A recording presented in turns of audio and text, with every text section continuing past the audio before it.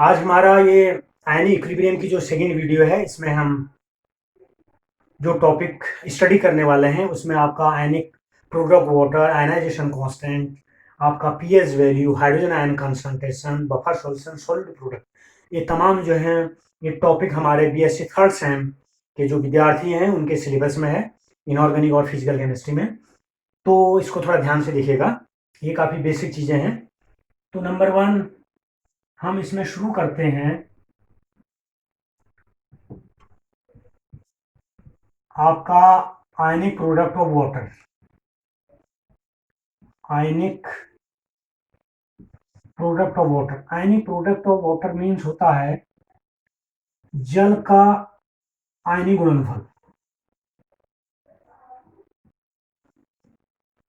तो एक्चुअली होता क्या है स्टूडेंट, जो प्योर वाटर जो होता है, जो शुद्ध जल होता है, वो बहुत कम मात्रा में आयनित होता है और इस प्रकार से वो हमेशा शांत में स्थापित रहता है। सो हम ये कह सकते हैं, we can say that a pure water is of heavily ionized and always remains in equilibrium as follows.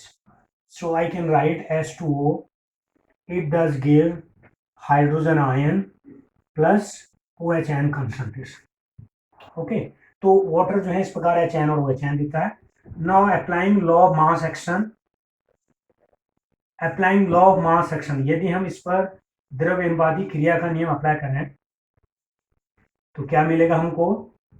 हमें मिलेगा we will get K equal to concentration of H ion into concentration of OH ion upon concentration of water। Mean जो product होते हैं उनका concentration अपन जो reactant होता है, जो लेफ्ट में आप देख रहे हैं उसका, जो लेफ्ट में ये राइट पोर्शन, तो right concentration upon left any water, इसका कंसंट्रेशन, और this is equation number 1।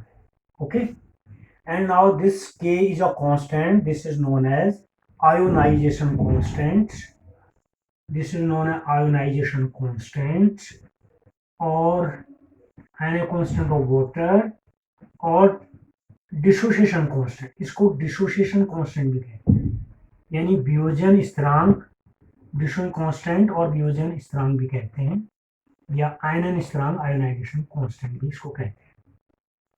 Okay, तो ये इस प्रकार से ये इक्वेशन नंबर 1 हो गया। परंतु होता क्या है, it has been observe experimentally that कि 10 की घात 60 अणुओं में से 10⁻⁷ मौलिक जल के अणुओं में से केवल एक अणु ही आयनित होता है। तो इसलिए हम जो जल का अणुओं का जो सांद्रण होता है HN into concentration of HN, इसको हम कांस्टेंट मान सकते हैं। तो this is equal to KW and this is equation number 2। तो हमने कहा जो वाटर होता है उसके 10⁻⁷ मॉलिक्यूल्स में से केवल एक मॉलिक्यूल ही आयनित होता है, इसलिए जल का जो अणुओं का जो सांद्रण है वो स्थिरांक के बराबर लिख सकते हैं और एक KW होता है। तो हमने लिखा है HN into concentration HN equal to KW, this equation number 2। But at 25 degree centigrade the value of KW is 1 into 10⁻⁴। परंतु होता क्या है, 25 degree centigrade constant temperature 25 degree centigrade पर जो आयनिक प्रोडक्ट KW इसकी वैल्यू 1 into 10⁻⁴ होती है, या हम सिंपली 10⁻⁴ लिख सकते हैं, और 50 डिग्री सेंटीग्रेड में अलग हो जाएगी, 5 गुना हो जाती है। तो ये एट 25 डिग्री सेंटीग्रेड में है, इक्वेशन नंबर 2। ओके, तो हम इस प्रकार से ये लिख सकते हैं, अगर हम इस वैल्यू को यहाँ पुट करें, so therefore true implies that, यानी इक्वेशन 2 हमको मिलेगा concentration HN into concentration OHN is equal to 1 into 10⁻⁴, and this is equal to KW, equation number 3 ये वैल्यू होती है। तो अब ये जो KW है इसको आयनिक प्रोडक्ट ऑफ वाटर कहते हैं। तो हम ये कह सकते हैं कि आयनिक product of water is represented by KW। Okay, तो KW ये जल का आयनिक गुणनफल हो गया, जिसको हमने KW से रिप्रेजेंट किया, और इसकी वैल्यू 1 into 10⁻⁴ होती है। अब हम क्या करेंगे, ये क्वेश्चन नंबर 2 हो गया। बट होता क्या है, कंसंट्रेशन ऑफ वाटर जो है, कंसंट्रेशन ऑफ वाटर का मतलब है कंसंट्रेशन ऑफ वाटर और एक्टिव मास ऑफ वाटर और मॉलिक्यूलर कंसंट्रेशन ऑफ वाटर और कंसंट्रेशन ऑफ वाटर, पानी का सांद्रण, हम इसको कई नामों से कह सकते हैं। तो H2 का कंसंट्रेशन का मतलब होता है, molecular concentration of H2 means 1 litre जल में उपस्थित जल के मोलों की संख्या, यानी number of moles of water in 1 litre. तो कितनी equal to number of moles of water in 1 litre. अब मोल कितना होता है, ये मोल होता है, स्मॉल m से आप रिप्रेजेंट करते हैं मोल को, इक्वल टू स्मॉल w/m होता है। और अगर हम इसको सॉल्व करेंगे, W यानी 1 लीटर मीन 1000 ml, यानी हम इसको लिखेंगे 1000, इसका मास 1000 हो गया, अपॉन मॉलिक्यूलर मास वाटर का 18 होता है, तो 1000 upon 18, and this must be equal to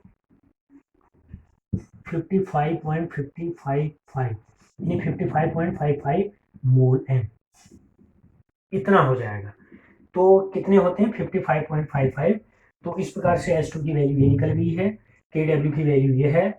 और अगर हम इस वैल्यू को यहाँ पर रख दें तो हमें मिलेगा इक्वेशन नंबर 1, अगर हम इसको इक्वेशन नंबर 2 3rd 4th कर दें, और 4th को अगर हम पुट कर दें, पुट 4th इन इक्वेशन 1, अगर यहाँ रख देंगे तो हमें क्या मिलेगा, तो हमें मिलेगा, यहाँ रख देंगे तो हमको मिलेगा K विल बी, इसकी जो वैल्यू है HN और OHN, इसकी वैल्यू हम निकाल चुके हैं, 1 × 10⁻⁻14, 1 × 10⁻⁻14 अपॉन इसकी वाटर की वैल्यू 55.55।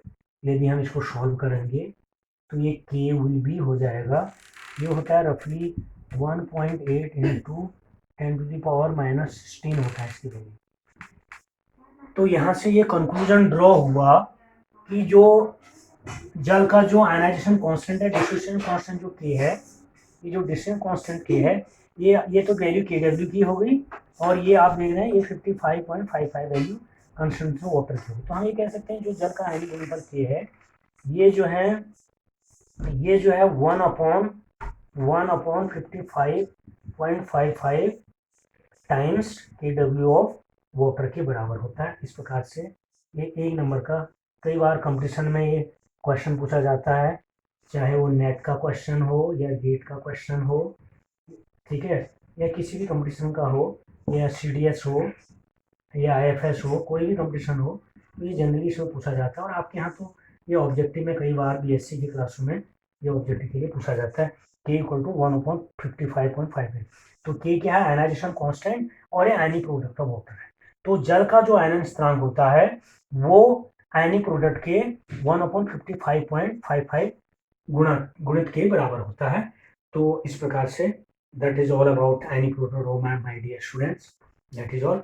और इसके बाद इसको वॉच करिए और इसको लाइक करिए, शेयर करिए। इसके बाद मैं अगली वीडियो में बता रहा हूँ आपका फीएस वैल्यू। Okay, thank you.